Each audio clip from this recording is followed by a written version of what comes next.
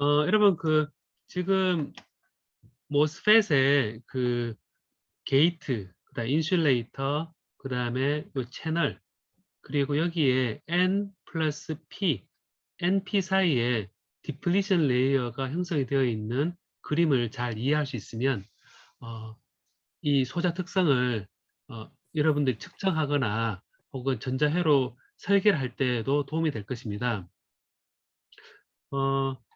잠깐만, 녹화를 제가 눌렀나? 잠깐만요. 녹화를. 자, 여기서 소스 드레인 쪽에 N 플러스 도핑된 거는 지난 시간에 얘기했듯이 오믹 컨택을 만들어주기 위해서 연결이 되어 있는 거고요. 그리고 이 차지가 제가 오작교라 표현했는데 차지 농도에 따라서 이 전기 전도도 N이 뮤니까요.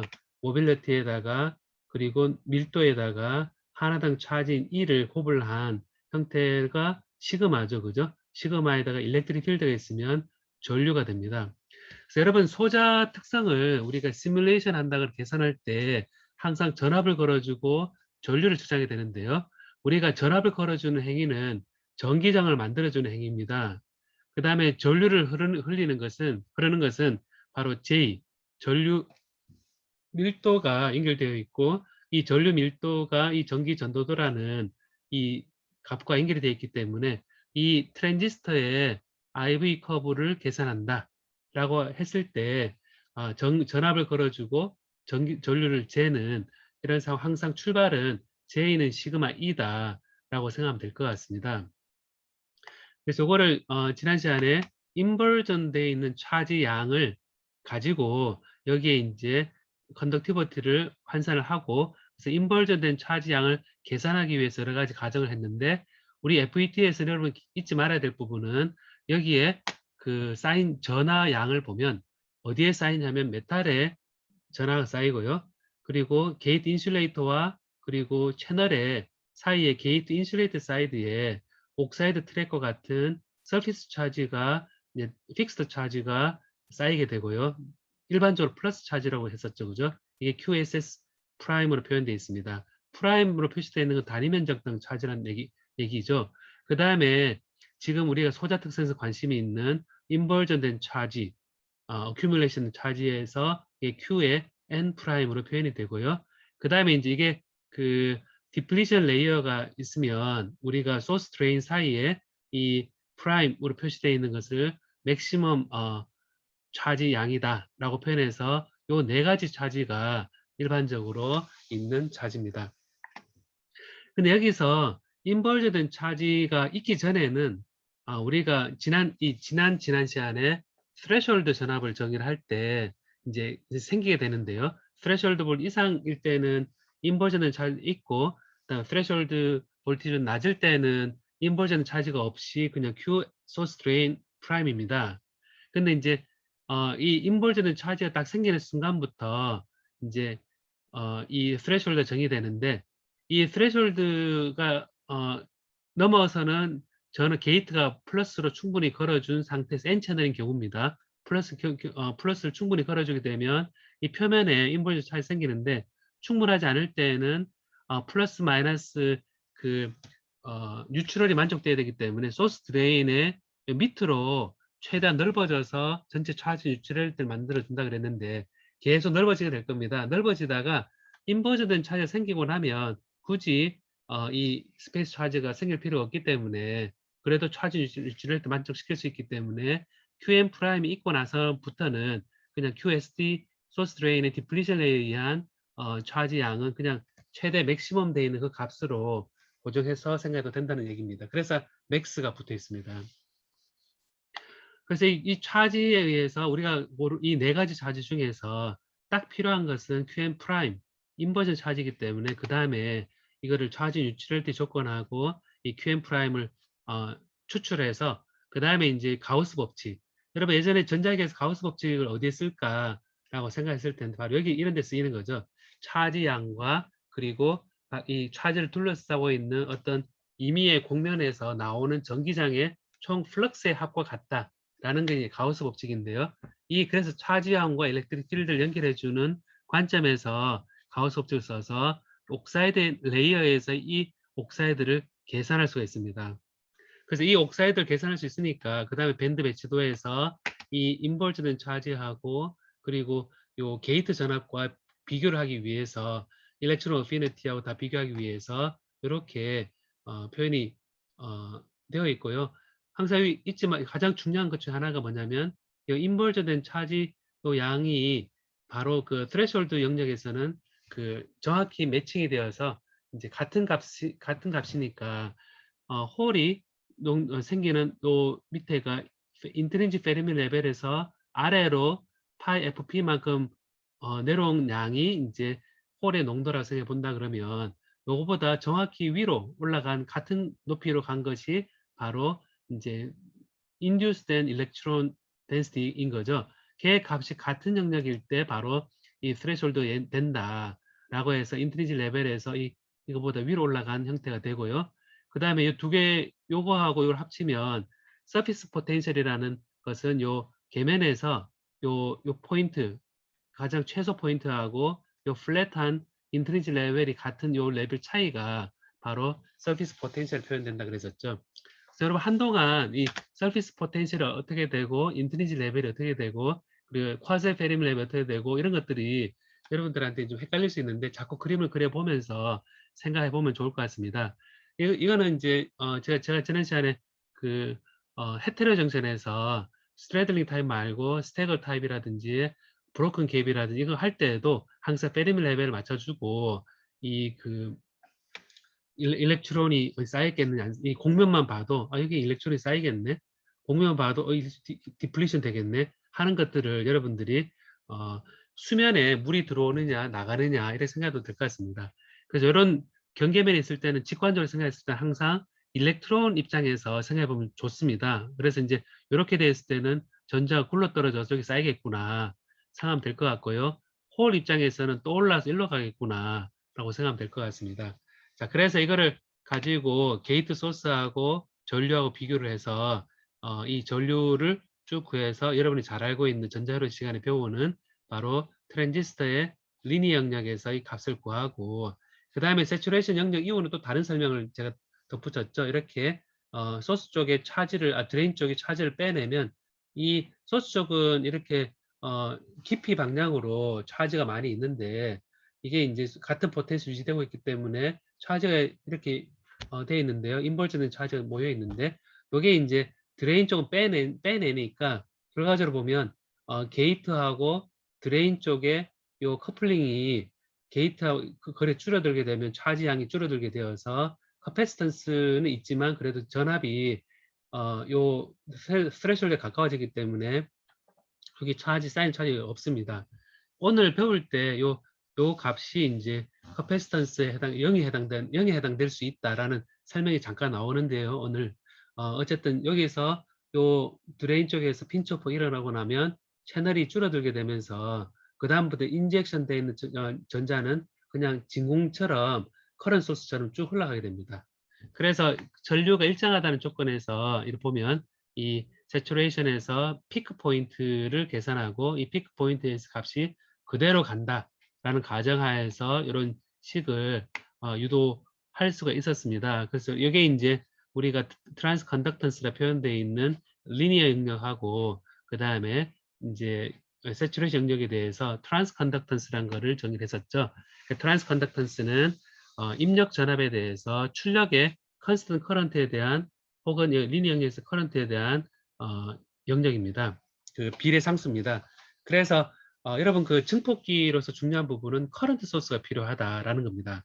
커런트 소스가 바깥에 필요한데 거기 왜 그러냐면 저항을 우리가 달아줘서 증폭률을 계산하게 되는데 저항에 대해서 전류가 일정하면 저항을 뭘 달아주냐 상관없이 전류가 일정하다는 얘기는 나오는 전압이 저항에 의해서 조절될 수 있기 때문에 이 모스펫이나 BJT나 다 커런트가 일정한 영역을 만들어주는 것이 핵심입니다. 진공관에서도 마찬가지거든요. 진공관에서도 커런트 한번 나오면 진공에서는 나온 전자는 가게 돼 있습니다. 가게 돼 있으니까 커런트 양이 일정하게 만들어주는 것이 똑같고 그 진공관에서와 마찬가지로 PN 정션에서는 스페이스 차지, 디플리션 된 영역이 진공에 가깝습니다. 그래서 그 차지 입장에서는요. 그래서 그 지나가는 영역을 우리가 생각해 볼 수가 있습니다. 자, 그래서 이게 이제 그 여러분들이 그 트랜지스터 모스펫에 대한 부분이었고요. 그 다음에 이제 이거를 제가 바디 이펙트라고 해서 이제 바디에 대해서 이 전압을 바디하고 이 소스 사이 보통 그라운드를 시켜줘서 고려할 필요 없었는데 이 바디를 바디하고 소스하고 사이 포텐셜을 걸어주게 되면 첫 출발이 여기에 그 디플리션 레이의 두께가 달라지게 됩니다. 그래서 디플리션 레이 두께가 달라지기 때문에 차지 뉴트럴리티 조건을 생각해서 그 서브스트레이트하고 이 소스하고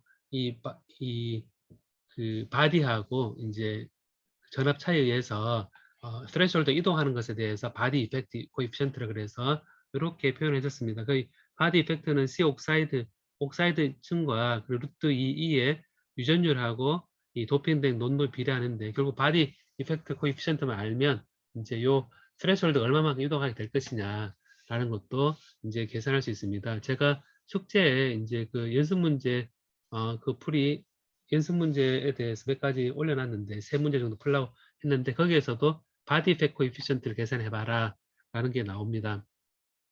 전자율에서는 아마 바디 이펙트 코에피션트에 대해서 배우자고 일단 스킵을 할 것 같은데 스킵을 하는 거 맞나요, 여러분? 혹시 배우고 있나요? 바디 이펙트를 스킵을 하고 있습니까? 아니면 식에 대해서 전자율의 책에는 나오는 걸로 알고 있는데 이 책에는 나올 겁니다. 책에 나오는데 아마 그걸 건너뛸 것 같은데 그래서 이거를 직접 회로로 만든다 그랬을 때 이 바디를 어떻게 바이어스를 거느냐라는 거는 굉장히 중요한 얘기입니다. 그래서 이게 트랜지스터에서는 이게 BJT에서 FET에서 이제 우리가 그 그리스 문제 파일을 뒤집어 놓은 형태의 이제 모델을 얘기하게 되는데 이제 하이브리드 파이 모델 이렇게 이런 파이 형태의 모델로 생각하게 되는데 이 BJT에서는 이렇게 입력단에 저항이 있는 걸로 생각하고 공통적인 것은 이렇게 트랜지스터가 이제 액티브 모드에서 쓸 수 있는 얘기입니다. 증폭기로서는요. 액티브 모드에서 이렇게 하고 그 다음에 FET에서는 세츄레이션 된 영역에서 그 커런트 소스로 모델을 해서 여기에 저항을 달아줘서 로드를 저항을 달아주거나 컬렉터 쪽 저항을 달아주거나 드레인 쪽 저항을 달아줘서 우리가 계산하게 되는 거죠. 자, 그래서 이게 이제 우리가 FET를 여러분 배우면 이제 생각할 때 이제 손쉽게 생각했어요. BJT가 이렇게 표현되어 있죠, 그죠? 근데 NPN 타입의 하나의 그냥 동영상 보기 전에 제가 살짝 그 하나의 규칙처럼 회로를 감각적으로 생각을 하려고 한다 그랬을 때 이미터, 컬렉터, 베이스를 했을 때 이게 여러분 헷갈릴 때 있거든요. 그 언제 스위치가 트랜지스터에 전류가 흐르느냐 요거를 손쉽게 생각하는 방법인데 출발을 여기 화살표가 있는 거 있죠. 화살표가 있는 것과 베이스 사이에 전압이 커지면 ON이 되는 겁니다. 그래서 NPN일 때 2m 화살표가 있는데 여기 베이스 단위 입력인데 여기 요 값이 커지면 요 사이를 전화가 ON 된다 라고 생각하고 그리고 PNP 같은 경우도 이제 화살표가 이렇게 위에 있죠, 그죠? 위에 있고 이제 이렇게 올라가게 되는데 전류는 이렇게 흐르는데 위에 단하고 요 베이스 단 요 사이 전압이 커지면 얘가 ON 된다. 얘가 줄어들면 OFF 된다. 이렇게 기억을 하면 될 것 같습니다. FET 같은 경우도 이렇게 표현되어 있잖아요. N 채널이고 P 채널로 이렇게 표현되어 있는데 P 채널 이렇게 표현되어 있는데 이제 여기 이제 드레인이고요. 여기 소스고 드레인이고 소스고 게이트인데 화살표가 있는 거하고 그 게이트하고 이 사이가 거리가 있는데 여기 전압이 올라가면 얘가 ON이 되는 거고요. 그 다음에 여기에서 화살표 있는 부분하고 게이트 사이 차이가 커지면 ON이 되는 겁니다. 이거는 전압이 낮아지면 ON이 되는 거죠. 그래서 화살표 있는 부분과 2m, 베이스 혹은 게이트하고 거리가 전압 차이가 커지면 얘가 트랜지스터가 켜지는구나, 전류 흐르는구나 라는 걸 기억을 한 상태에서 항상 회로에서도 계산할 때 커런트 소스가 있는 상태에서 모델링, 그러니까 BJT에서는 액티브 모드, 바이어스, 이제 그다음에 FET에서는 세츄레이션 영역, 게이트 수가 충분히 큰 영역에서 우리가 항상 생각한다라는 거를 기억하면 될 것 같습니다. 자, 그러면 여러분 오늘 할 부분이 이제 뭐냐면 이 전자회로하고 많이 연결이 되어 있습니다. 전자회로 연결이 많이 되어 있어서 전자회로 수업에도 조금 도움이 될 수도 있다고 생각되는데 모스펫의 주파수 전성하고 또 시모스에서 약간 소개하는 부분을 얘기할 예정입니다. 그래서 모스펫 구조상 게이트 소스, 게이트 드레인 사이에 커패시턴스 형성이 됩니다. 근데 이제 커패시터 형성이 되면 이제 고주파에서 임피던스가 낮아져서 전류가 흘러버리게 되거든요. 전류가 흘러버리게 되니까 그래서 주파수 높은 데에서는 이제 개인이 줄어들게 되어서 적어도 1이 되는 개인이 1이 되는 컷오프 프리퀀시가 존재하게 되거든요. 그래서 주파수가 높아졌을 때 개인이 줄어드는 현상에 대해서 유도를 할 것입니다. 그리고 이제 시모스에 대해서 잠깐 설명을 하기 때문에 이 내용은 전자회로에서는 2에서 프리퀀시 리스판스 부분에 좀 관계가 되고요. 전기 회로에서는 여러분 교류 어떤 페이저 테크닉 같은 거 있었죠, 여러분. 그죠? J 오메가 T 그런 등가 모델이 있었는데 그런 백그라운드하고 반도체 공정에 세계하는 시모스 이게 왜 필요한가, 시모스 공정 이런 얘기를 하는데 이것에 대한 필요성에 대해서 얘기를 하게 될 것입니다. 자, 지금부터 50분 동안 동영상을 시청을 하도록 하겠습니다. 50분 하게 되면 10시 10분이 되는 거죠. 10시 10분이 되니까 10시에 10시 10분에 이번에 빠듯하긴 한데 10시 10분에 한번 여기서 다시 보도록 합시다. 알겠습니까?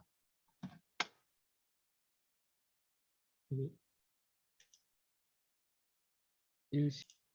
자, 여러분 이 시모스 우리가 엔모스, 피모스와 엔모스를 합한 이런 소자 할 때 이 하나하나가 다 굉장한 발명품들인 거죠. 발명품들이고 그리고 요 소자 특성 자체가 진공관에서 트랜지스터로 넘어오면서 굉장히 많은 연관성이 연결되어 있거든요.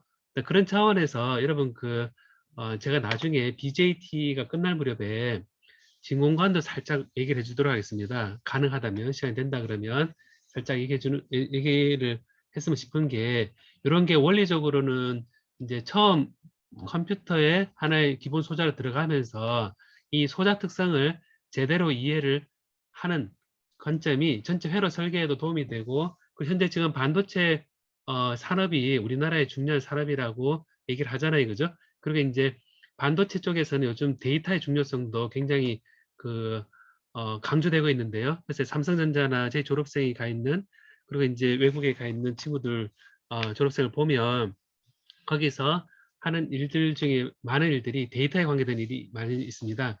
그거는 어떤 데이터에 대해서 이 원리를 이해를 해야지 그 데이터를 볼 줄 알거든요. 예를 들어 머신러닝이나 이런 데이터 같은 것들을 처리하는 방법에 있어서 결국은 기본적으로 어떻게 흐르는가라든지 어떤 데이터가 여기서 우리가 잘 봐야 될 데이터인지 그 데이터가 커패시턴스다, 액세스 레지스턴스다 이런 것들이 이제 이 소자 특성을 향상시키는데 도움이 될 것입니다. 예를 들어서 여러분 이 전압과 전류 특성에 있어서 이렇게 쭉 증가하다가 결국 이렇게 평평해지는 이 위치가 굉장히 커런트 소스가 중요하다라는 걸 알게 되면 여기에서 이게 조금이라도 기울기를 가지게 되면 별로 안 좋은 소자가 되는 거죠. 그럼 이렇게 기울기가 좀 생기는 것에 대해서 이거는 비정상적인 상황이다 혹은 non ideal effect다라고 해서 이 이상적인 소자 특성의 비선형적인 특성을 우리가 고려하는 것도 필요하게 됩니다. 그리고 여러분 컬러 프리퀀시처럼 이런 등가 모델로 바꿨을 때 얘가 작동하는 주파수가 한계가 있다라는 것을 알아내는 것 이것도 또한 중요한 부분이기도 합니다. 그리고 여러분 보면 이 트랜지스터 자체가 켰다 껐다인데 여기에 이제 도핑을 한다 그랬었잖아요, 그죠? 그러니까 억셉터 도핑하고 도널 도핑하고 그 다음에 임퓨리티를 도핑한다는 개념이고 여기에 이제 트랩이라는 게 생길 수 있어서 우리가 임퓨리티나 디펙 같은 것들이 이 소자 특성을 많이 주게 되는데요. 요 트랜지스터가 방사선에 노출이 되면 여기에 이제 원하지 않는 결함이 생기게 됩니다. 그 방사선 노출되면 겉으로 보기에는 멀쩡한 반도체 소자인데 여기에 방사선에 쪼이게 되면 여기에 소자 특성이 달라져 버리게 됩니다. 그러면 이제 기껏 만들어 놓은 소자가 잘 저장된 메모리가 싹 다 날아갈 수 있겠죠. 그죠? 그렇게 생각해 보면 후쿠시마 원전에서 로봇이 작동하지 않는다라는 이슈는 로봇의 문제가 아니라 사실은 반도체 내부에 근본적인 문제가 있는 것입니다. 모터는 잘 돌아가더라도 그 안에 이거를 제어하는 반도체가 데미지를 입어가지고 소자 특성이 달라지는 그런 상황이 또 생기게 되는 거죠. 자, 그래서 이 반도체 지금 원리에 따라서 한 부분에 따라서 우리가 모스펫을 지금까지 봤는데요. 다음 시간에도 모스펫을 이제 볼 예정입니다. 볼 예정이고, 그리고 이제 과제를 제가 해놨는데요. 10장에 여기 28, 10, 16, 23, 29, 37, 41, 50, 50, 요 문제에 대해서 세 문제를 골라서 제출하는 부분인데요. 여기 아직 퀴즈를 제가 내지를 못했는데 퀴즈하고 그거를 내어놓도록 하겠습니다. 이제 이 문제를 풀어보면서 항상 이 값을 계산할 수 있는 능력과 이 원리를 이해하는 것이 같이 나가면 좋을 것 같습니다. 오늘 시간 빠듯하게 동영상을 봤을 것 같은데 꼭 복습을 하기 바라고 다음 주에 11장에 들어가도록 하겠습니다. 여러분 오늘 수고 많았습니다. 오늘 여기까지 하겠습니다. 예. 그러면 시간이 된 학생들은 토요일 날 9시 반에서 10시 반 사이에 제가 링크를 바로 올려놓도록 하겠습니다. 지금 이거를 하고 중지